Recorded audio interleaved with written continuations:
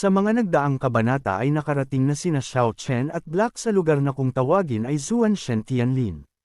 Pagdating nila ay may napansin silang mga cultivator sa lugar.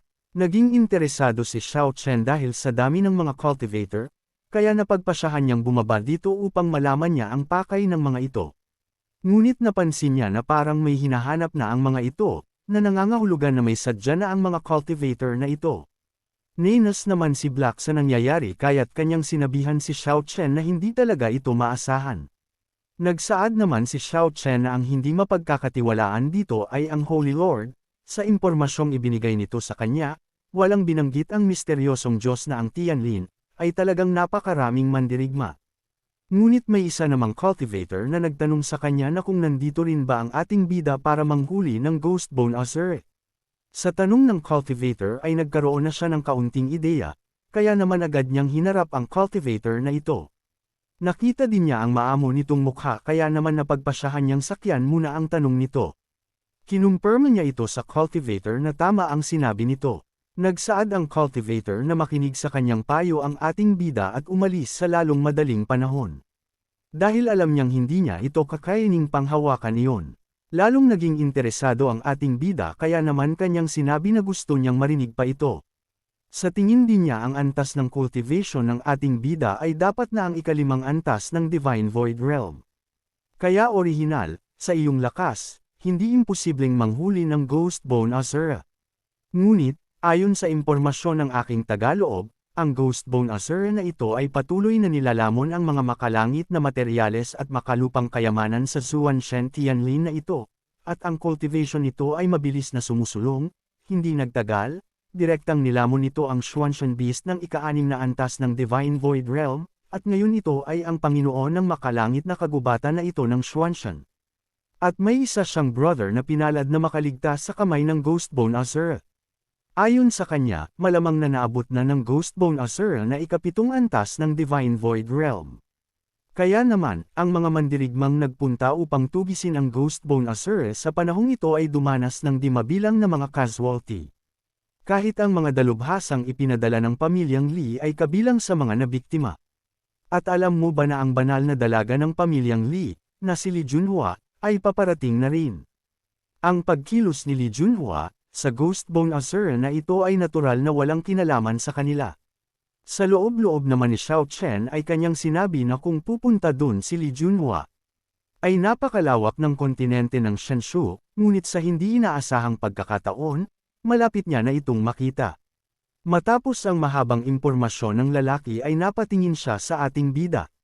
At nakangiti niyang sinabi na kaya sinasabi niya ito sa ating bida ang lahat ng ito para sa kanyang ikabubuti. Sinabihan naman siya ng ating bida na kaya, dapat siyang magpasalamat dito. Natawa ang lalaki at kanyang sinabi, na kung nagpapasalamat ka, hindi na kailangang magsabi ng kahit anong ngunit sa nakikita niya mula dito, tiyak na hindi nito nais na magkaroon ng utang sa sinuman. Kaya, bakit hindi natin ito gawin? Mayroon siyang maliit na pansit na personal niyang nerefine dito, bakit hindi bumili ang brother ng isa at paglaruan ito? Ngunit mariin naman na tumanggi si Xiao Chen at kanyang sinabi na hindi siya interesado sa maliit na mundo.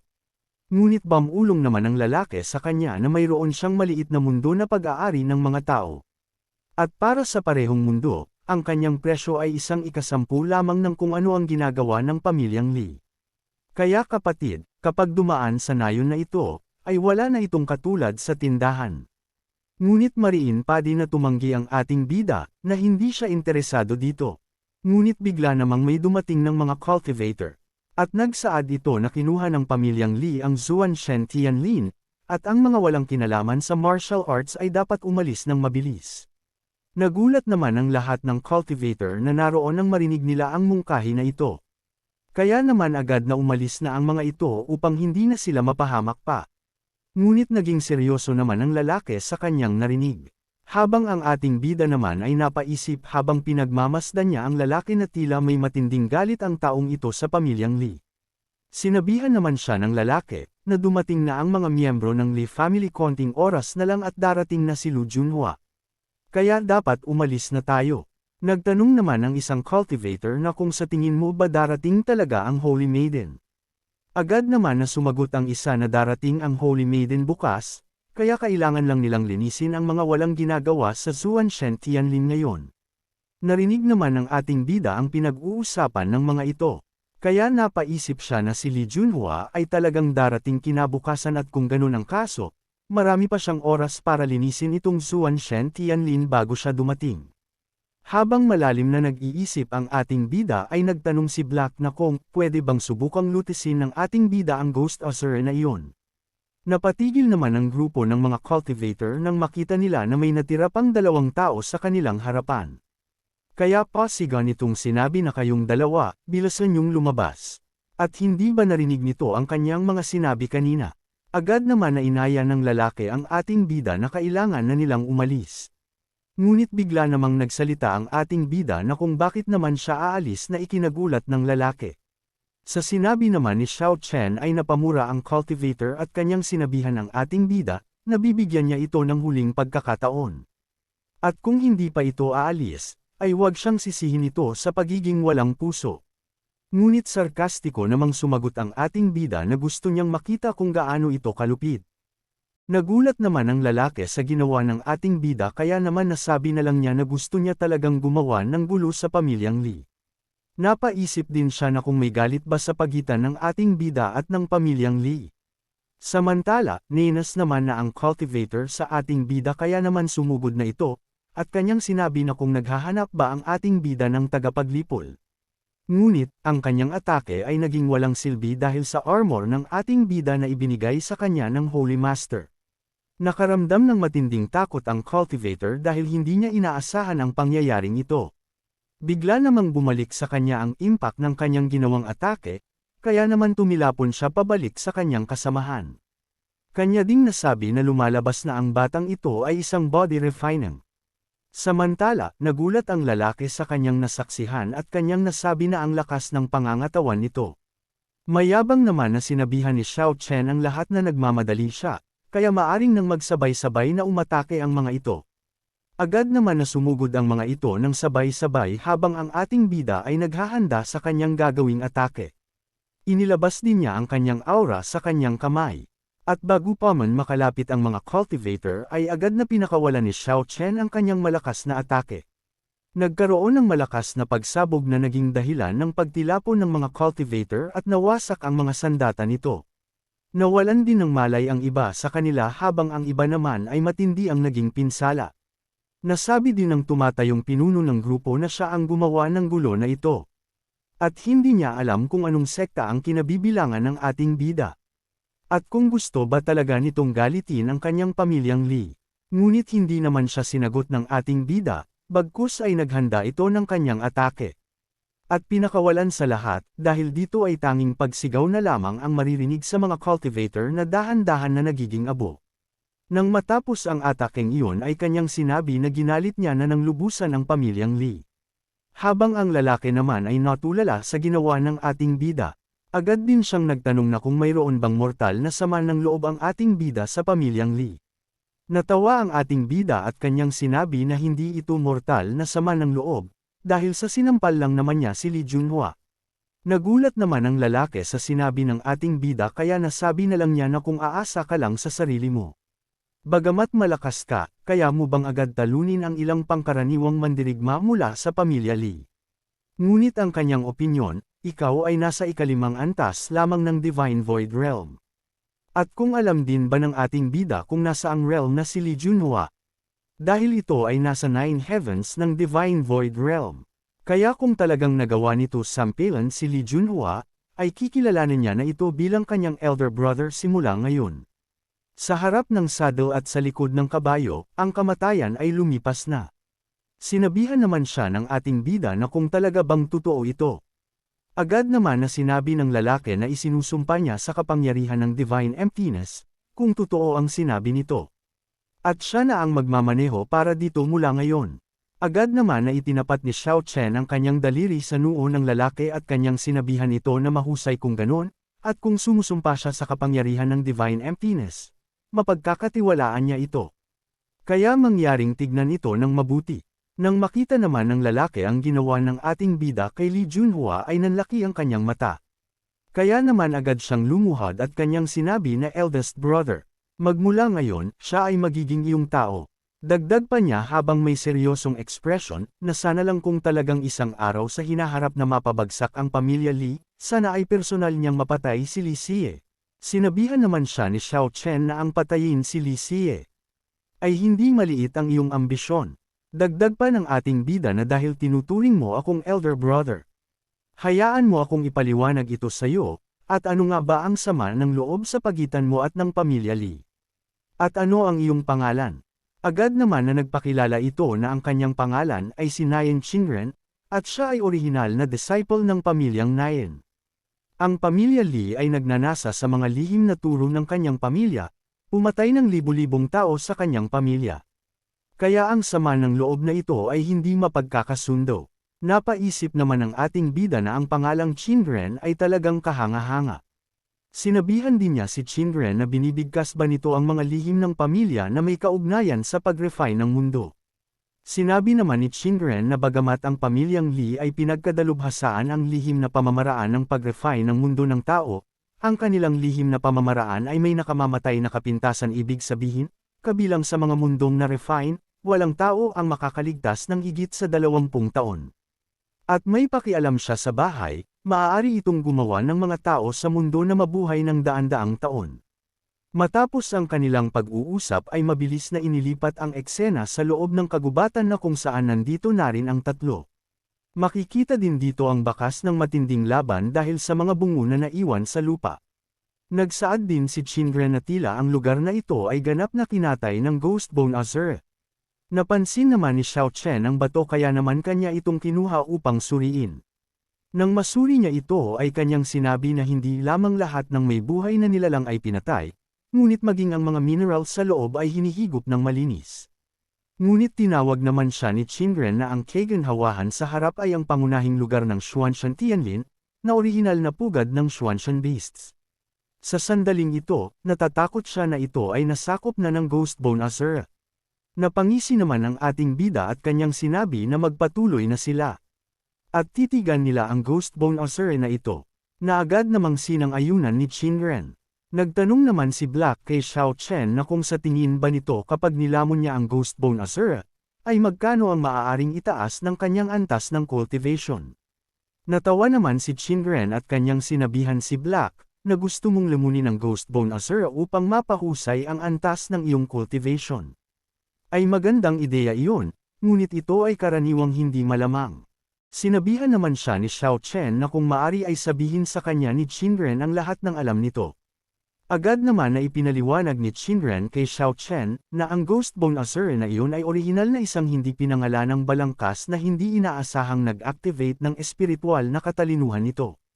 Pagkatapos na buhayin ang kanyang espiritual na katalinuhan, nakatagpo siya ng maraming pagkakataon, at sinasabing hindi sinasadyang natuklasan niya ang isang nakakalason na kayumanggi noong nakaraan. Kaya't sinipsip ng Azure ang lahat ng poison can, ito ay nakakamit ng malaking pag-unlad sa cultivation.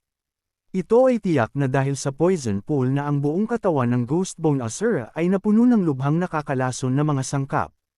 Natawa si Xiao Chen at kanyang sinabi na nagkataon, ang pinaka hindi niya kinatatakutan ay ang lason. Matapos ang kanilang pag-uusap ay kanyang sinabi kay Qingren na magpatuloy na sila at kainin ang Ghost Bone Azure. Patuloy nilang hinanap ang Ghost Bone Azure sa loob ng kagubatan. Makalipas pa ang ilang mga sandali ay nakita nila ang malaking puno na naglalabas ng lason. Namangha din sila sa laki ng puno na nasa kanilang harapan. Ngunit ang lason na lumalabas dito ay hindi pangkaraniwang lason. Nagulat din si Nayen dahil alam niyang dahil naramdaman niyang narito ang Ghost Bone Azure. Ngunit napatigil siya dahil sa ang lason ay lubhang malakas. Napatingin naman sa kanya si Xiao Chen, at nakita niya ang kalagayan nito. Kaya naman agad niya itong ginamitan ng kanyang aura upang malabanan nito ang lason. Ngunit nagtaka si Qingren kaya naman tinanong niya si Xiao Chen na kung ano ang ginagawa nito. Napatingin naman si Xiao Chen sa kanyang nang seryoso dahil halata naman na nahihirapan na ito. Kaya naman sinabihan niya ito na wag itong maingay, dahil tinutulungan lang niya itong magtanggal ng lason. Nang marinig ito ni Qingren ay kanya na lang nasabi na hindi maipagkakaila na walang takot si Big Brother, at may supernatural na kapangyarihan talaga ito. Napalingon naman si Xiao Chen sa itaas ng malaking puno. Nagsaad naman si Qingren na parang hindi dito pinatir ng Ghost Bone Azure na ito ang kanyang pugad. Dagdag pa niya na sayang, kung hindi pa siya naninirahan dito, baka nakaalis na siya. Nagtanong naman si Black na parang may kinakausap na kung umalis na ba ito. Sandali nagkaroon ng katahimikan matapos magtanong ni Black. Ilang sandali pa ay sinabi na ni Black kay Xiao Chen na nasa ilalim ng malaking punong iyon. Agad naman na sinang-ayunan ito ng ating bida kaya agad na siyang lumapit dito. At agad na gumawa ng kanyang atake gamit ang kanyang malakas na suntok. Dahil dito ay naputol ang malaking puno sa isang iglap. At bumungad sa kanila ang malaking butas na naglalabas ng matinding lason. Habang si Qingren naman ay namangha dito. Agad naman na pinuri ng ating bida si Black dahil sa magandang ginawa nito. Bahagya natawa naman si Qingren at kanyang sinabi na napakatuso ng Ghost Bone Azure. Ginamit niya ang nakapaligid na knuckle alasong gas upang itago ang kanyang sariling hininga. At lumabas na ang lumang pugad ay itinayo sa ilalim ng lupa ng pugad ng mahiwagang mga halimaw. Ngunit nilamon na ng Ghost Bone Azure ang Zuan Divine Beast, at nangangamba siyang mayroon din itong malulubhang sugat, kaya ito nagtatago sa ilalim ng lupa. Agad naman na tumalon si Xiao Chen pababa at naiwang nabigla si Qingren. Ngunit agad na din siyang tumalon pababa upang hindi siya maiwan ng dalawa. Nang makababa sila ay mapapansin ang madilim na paligid ng kuweba. Kaya agad na ginamit ni Xiao Chen ang kanyang aura upang magsilbing liwanag. Sinimulan din niyang suriin ang kuweba upang makita kung saan nagtatago ang Ghost Bone Azure. Ilang sandali pa ay nahanap niya na ito kung saan nagtatago. Sa kaloob-looban ng pugad ay maririnig ang paghinga ng Ghost Bone Azure. Mapapansin din sa hitsura nito ang matinding pagod. Maya-maya pa ay nakarating na ang tatlo sa kanyang pinagtataguan. Nagsaad din siya na sa huli, ay natagpuan din ang kanyang pinagtataguan. Pinalapit na din niya sina Xiao Chen, at kanyang sinabi na lahat ng ito ay kanyang tadhana, kaya tinatanggap niya na ito. Ngunit ang ating bida ay napangiti dahil sa bahagya niyang nahal ata ito. Kaya naman agad na siyang lumapit upang malaman kung ano ang plano ng halimaw na ito. Nagkaroon ng katahimikan habang dahan-dahan na lumalapit ang tatlo sa Ghost Bone Azure.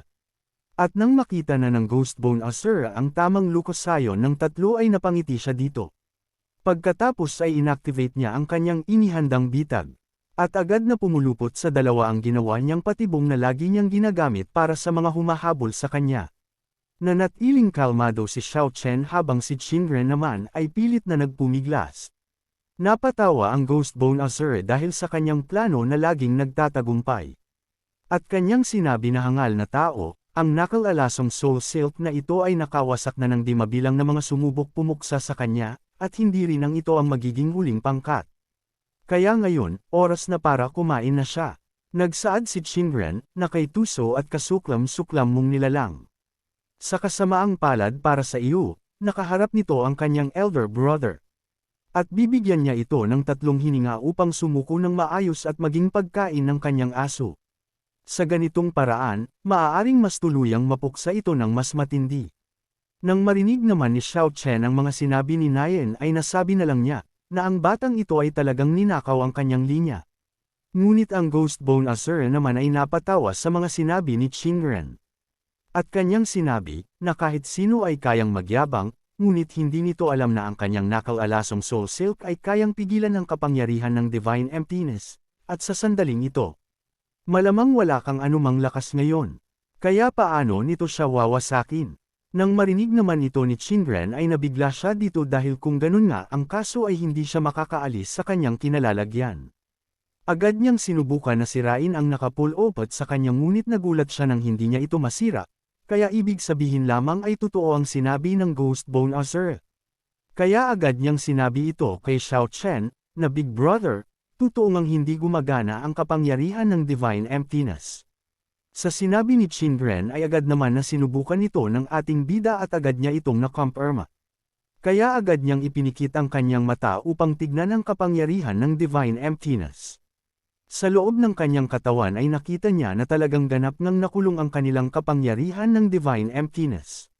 Ngunit sa kabutihang palad ay hindi lang iyon ang kapangyarihan ng ating bida. Kaya naman sinabihan niya ang Ghost Bone Azure na sa lupa ng Shenshu, totoo ngang kahit isang hamak na tulad mo ay kayang pigilan ang kapangyarihan ng Shenshu. Napatawa naman ang Ghost Bone Osiris sa sinabi ng ating bida. At pagkatapos ay inilabas niya na ang kanyang humahabang dila. At sinabihan niya si Xiao Chen na talagang hindi ni alam kung ano ang mararamdaman nito, kaya hayaan siyang tikman ito. Ngunit, bago pa man niya magawa ang kanyang plano ay agad na ginamit ni Xiao Chen ang kanyang apoy sa kanyang katawan at nasira ang nakapulipot sa kanya. Nagulat naman ang Ghost Bone Osiris nang makita niya ang nangyari, ngunit mas lalo siyang nagulat nang putulan ni Xiao Chen ang kanyang dila sa simpleng pagwasiwas nito ng kanyang kamay. Sinabihan din niya ang Ghost Bone Osiris na wala pa itong kakayahang kainin siya. Nakaramdam naman ng pangamba ang Ghost Bone Osiris, at kanyang tinanong si Xiao Chen na ano ang apoy na ito. Dahil ang kanyang nakal-alasong Soul Silk ay hindi natatakot sa anumang apoy, kaya paano ito nangyari? Napangiti naman si Qingren at kanyang nasabi na lumabas na ang banal na kapangyarihan ng Big Brother ay hindi nangangailangan ng kapangyarihan ng Divine Emptiness upang ito ay mapagana. Dahil nakarating ka na sa part na ito ay inaanyayahan kita na pindutin ang like at mag-subscribe at i-on ang notification bell. At kung gusto mo naman na suportahan ng matindi ang bidang hangal na ito ay maaari mo ding pindutin ang super thanks sa ibaba para mas lalong ganahan ang hangal na ito. Maraming salamat mga bida. Naging seryoso ang ating bida habang naghahanda ng kanyang atake. At nang makalapit siya sa Ghost Bone Osiris ay agad niyang pinakawalan ang kanyang atake. At sa lakas nito ay halos bumao ng Ghost Bone Osiris sa pader ng kuweba. Napasigaw din siya dahil sa unti-unti siyang nasusunog sa sikat ng araw. Kaya naman humihingi siya ng awa sa ating bida na pakawalan siya. Ngunit ang ating bida na walang pakialam sa mga nilalang na hangal ay muli siyang inatake nito. Sinabihan din siya ni Xiao Chen na ang palayain kita. Matapos ang napakaraming taon ng pagsasanay, bakit nananatili ka pa ring napaka-inosente?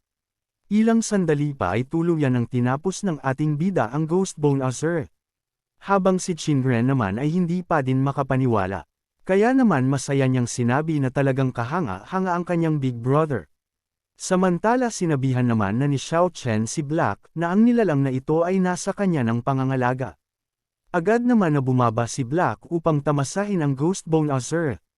Agad siyang nagpalit ng kanyang anyo at inabsorb ang Ghost Bone Osiris nang walang kahirap-hirap. Matapos niyang maabsorb ang Ghost Bone Osiris ay napangiti siya dahil sa tumaas na ang kanyang cultivation.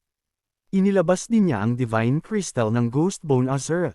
At kanyang sinabi kay Xiao Chen na kaya niya lamang tunawin ang pisikal na lakas ng taong ito, ngunit hindi ko magawang tunawin ang banal na kristal. Kaya ibibigay niya kay Xiao Chen ang banal na kristal na ito. Agad naman na kinuha ito ng ating bida upang suriin kung ano ang magagawa niya dito. Habang sinusuri niya ito ay napansin niya ang aurang lumalabas dito. Kaya naman sinubukan niya ito sa kanyang interior space. Matagumpay naman itong inaabsorb ng kanyang katawan. Kaya naman natuwa ang ating bida, at kanyang nasabi na ang banal na kapangyarihang dinala sa kanya ng Ghost Bone Osiris ay talagang napakalakas. Gayunpaman, aabutin pa ng mahabang panahon bago siya makapagtagumpay sa ika-6 na antas. Masaya namang sinabi ni Qingren na Big Brother, nararamdaman niya ang banal na kapangyarihang nagmumula sa iyo, lalong nagiging mas malalim at makapangyarihan. At kung na-refine ba ito agad ng Big Brother ang Divine Void Crystal ng Ghost Bone Osiris? Tinanong naman siya ni Xiao Chen na kung ang bagay ba na ito ay ganoon kakomplikado. Bahagya namang nahiya si Qingren kaya naman sinabi na lamang niya na hindi naman ito komplikado. Ngunit sa loob-loob niya ay kanyang nasabi na kung ibigay ito sa kanya, aabutin siya ng hindi bababa sa 6 na buwan upang ma-refine ito. Sinabihan naman na siya ni Xiao Chen na umalis na sila dahil wala nang natitirang halaga ang Zuanshen Tianlin na ito. Kaya dapat na silang lumisan at magtungo sa susunod na lugar. Masaya naman nagtanong si Qingren kay Xiao Chen na kung ano ang susunod nilang destinasyon. Agad naman na sinabi ito ni Xiao Chen na sa Pixian Pool ito. Nagulat naman si Qingren sa gustong puntahan nilang lugar. Mabilis na lumipas ang oras na kung saan sumapit na ang kinabukasan sa Xuanshan Tianlin. At sa puntong ito ay dumating na din si Li Junhua gaya ng sinabi ng mga alagad nito na pinatay ni Xiao Chen. Naging mapagmasid si Li Junhua sa paligid at bakas dito ang pagiging seryoso. Kanya ding nasabi na hindi niya na naramdaman ang presensya ng Ghost Bone Osiris, at mukhang huli na sila. Natawa ang kanyang kasama at kanyang sinabi na Junhua, isa lang siyang ghost bone cultivator, kaya hindi na nila kailangang masyadong isipin ito. Sinang-ayunan naman ni Lee Junhua ang sinabi ng kanyang kasama, at kanyang sinabi na tama ka, isa lang siyang ghost bone cultivator, talagang hindi na nila kailangang masyadong isipin ito. Ngunit, ang hindi lamang niya matanggap ay may nauna nang pumatay sa kanya, at isang hamon ito sa kapangyarihan ng kanilang pamilya Lee. Nagmungkahi ang lalaki na titignan niya kung sino ang gumawa nito. Agad na pinatunog niya ang kanyang daliri, at lumabas ang isang artifact na salamin sa kanyang harapan. Nang makita naman ito ni Lee Junhua ay kanyang nasabi na ibinigay talaga sa iyo ng iyong master ang 9 na langit at 10 makalupang salamin.